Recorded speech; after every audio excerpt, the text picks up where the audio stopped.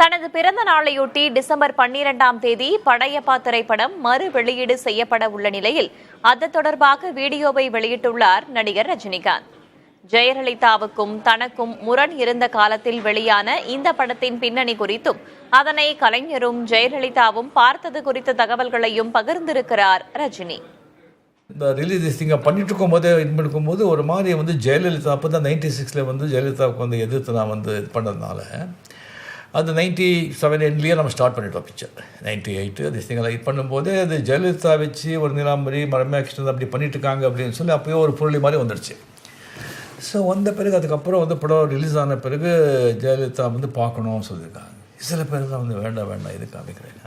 அது சிஎம் பார்த்துட்டாங்க, கலைஞர் சார் அப்போ சிஎம் அது படம் பார்த்துட்டு ரொம்ப இதான பிறகு ஜெயலலிதாவை பார்க்கணும்னு சொல்லியிருக்காங்க. எனக்கு என்னங்க இருக்குது அப்படின்னு சொல்லி படத்தை ஒரு ரீல் எல்லாம் கொடுத்த பிறகு அவங்களே போய் கார்டன் தியேட்டரில் அவங்க பார்த்துட்டு அதுக்கப்புறம் ரொம்ப நல்லா இருக்குன்னு அப்ரிஷியேட் பண்ணாங்கன்னு கேள்விப்பட்டேன் நான்.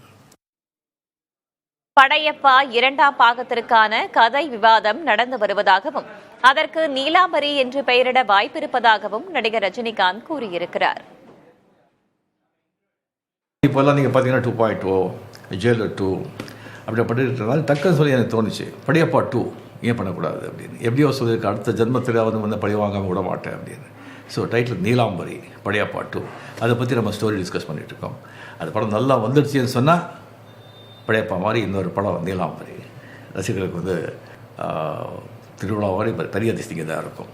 நான் அது ஒர்க் அவுட் பண்ணிகிட்ருக்கோம்.